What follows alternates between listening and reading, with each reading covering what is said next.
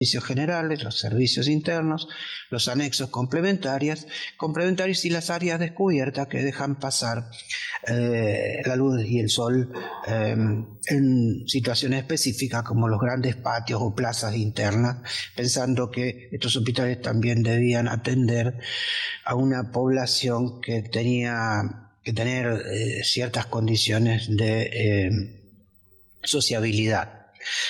Bien, grandes techos debajo de los cuales se iban a desarrollar en una doble trama los hospitales, una trama de columnas y una trama propia de la modulación hospitalaria. Y esto podría llegar a tener también cierta expansión en el territorio.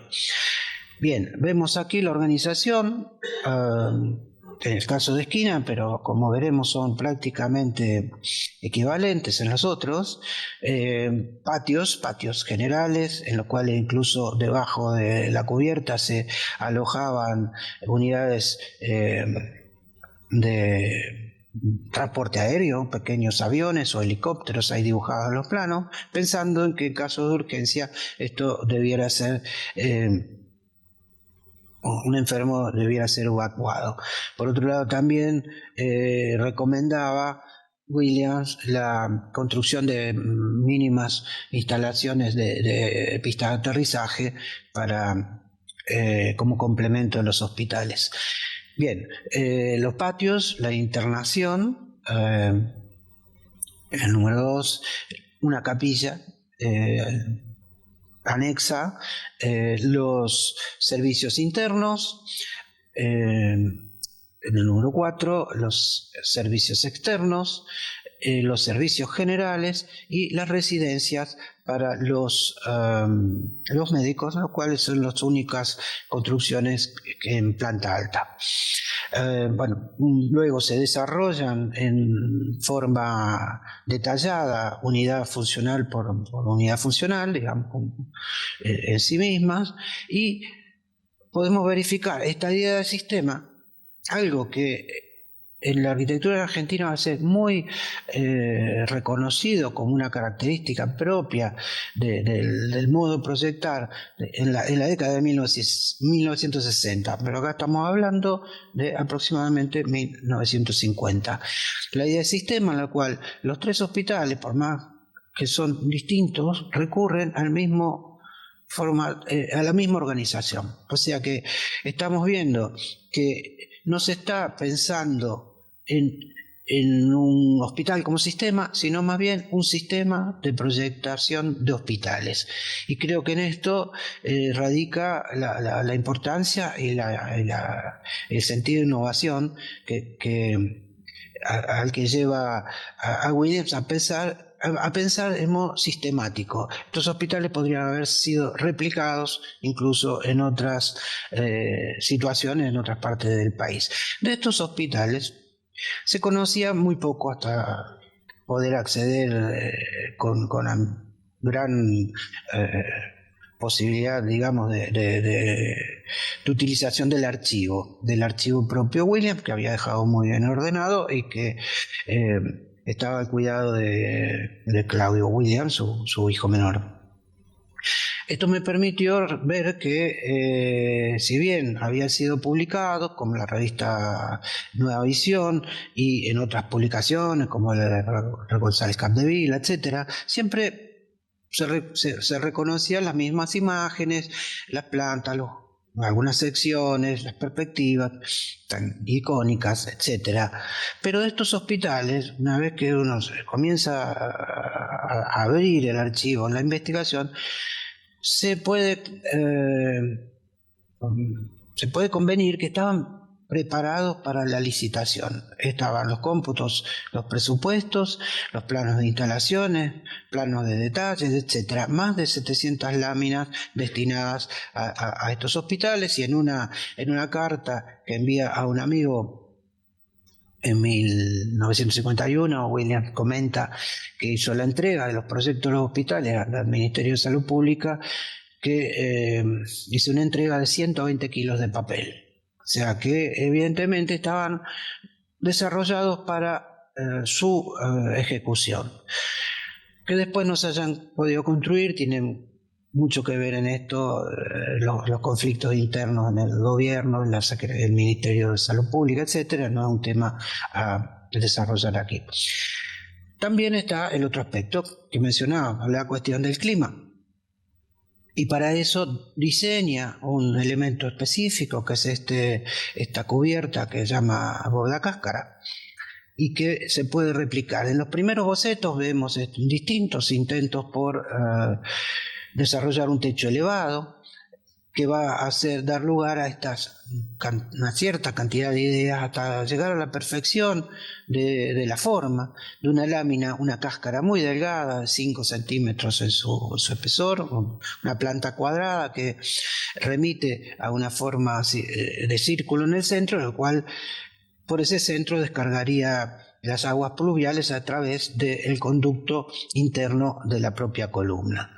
O sea, un elemento autónomo que podía funcionar aislado o en conjunto, y que sí, como veremos, va a tener un recorrido propio después con posterioridad a este proyecto. Un desafío estructural enorme de trabajar sobre formas de hormigón armado que todavía no disponían de cálculo científico, con lo cual mucho se desarrolló mediante modelos a escala, aplicándole esfuerzos para medir las deformaciones. Y estos modelos, bueno, aquí vemos a Delfina Galvez contemplando uno de estos modelos que evidentemente fueron después puestos a prueba, en la cual el acompañamiento del cálculo a posteriori fue desarrollado por un ingeniero italiano, Giulio Pizzetti, que estaba radicado en Buenos Aires en aquel tiempo. Hasta que se llega a esta configuración ya perfecta de la bóveda cáscara como un elemento llevado al límite de sus posibilidades, afinado al extremo en cuanto a su diseño, y que termina siendo un ícono de la arquitectura moderna en Argentina. Todo esto, por supuesto, acompañado o basado en estudios muy rigurosos acerca del comportamiento de estas formas arquitectónicas en las distintas latitudes en las cuales se iban a instalar, y con esta búsqueda del medio clima, así como mencionaba Williams a su intención, ¿no?, de generar un clima intermedio a través de estas cubiertas que despejen mediante la ventilación, digamos, debajo de la cubierta, el aire caliente, y mitiguen la incidencia de los rayos del sol. Y aquí vemos entonces cómo la proyección de los rayos del sol es estudiada en distintas épocas del año y a distintas horas del día, ¿no? Entonces, en todo esto va formando parte de un interés muy especial, porque los hospitales se comporten de una manera confortable para su utilización. Y aquí lo que vemos son en celeste las áreas descubiertas. Como vemos, las bóvedas cáscara podían ser parcialmente abiertas o completamente, como vemos en los grandes patios o plazas interiores, y luego debajo lo que vemos en violeta son lucernarios para dar luz cenital a los interiores del hospital propiamente dicho. Este tipo de maquetas fueron puestas a prueba en un estudio por investigadores de la Universidad Nacional de La Plata, que determinaron el perfecto comportamiento de estas estructuras en distintas épocas del año, en el cual vemos como la sombra o el sol es el elemento que se desea potenciar, ya sea en el verano o en el invierno. Estos techos altos tuvieron una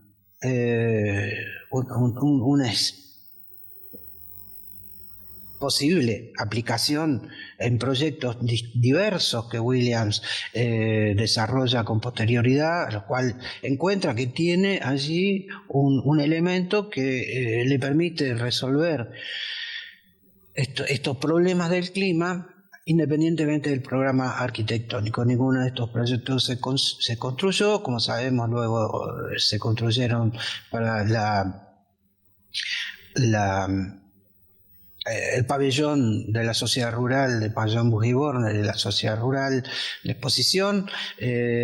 William fueron demolidos, como sabemos, fueron reutilizados para una aplicación de un concurso para el concurso de Hospital de Orán en la provincia de Salta, en 1969, un hospital que de algún modo es directa consecuencia de los hospitales de Corrientes, un concurso en el cual Williams no obtiene premio, pero sí se podrían reconocer estos conceptos en el proyecto ganador de Jacques Brugel, un gran techo elevado con una disposición sistemática de volúmenes debajo de ese techo elevado, con por supuesto otra tecnología, una imagen más adecuada tal vez al momento de la arquitectura de la década de 60 en tanto a la tecnología. Pero conceptualmente la imagen es válida. Una imagen que podríamos decir, William, tal vez sin proponérselo, si pensamos en esta idea de la trascendencia en el tiempo, William lo logra. Sí se propuso esto de la trascendencia en el tiempo, como mencionábamos, pero yo creo también que podríamos pensarlo de esta manera. Si en la concepción clásica la definición de orden es la reunión entre una columna y lo que sostiene, o sea, entre la columna y la superestructura, Williams, con este sistema de la bóveda cáscara, de algún modo llega a la concepción de un nuevo orden, un orden moderno. Muchas gracias.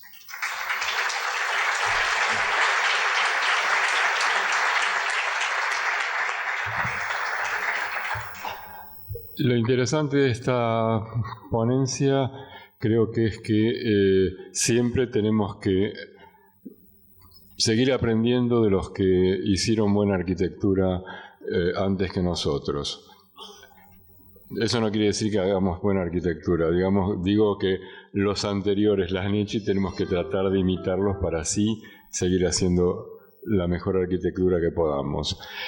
Y además la decisión personal de seguir inventando. Nosotros ahora nos estamos enfrentando a toda una situación de cambio importante. La inteligencia artificial y todo lo demás nos plantea que el impacto que está haciendo sobre la medicina nos va a impactar sobre nuestra labor profesional, con lo cual vamos a tener que seguir inventando para seguir haciendo buena arquitectura. Nada más, simplemente invitarlos al corte de café para después seguir trabajando y escuchando y participando de las buenas ponencias. Gracias.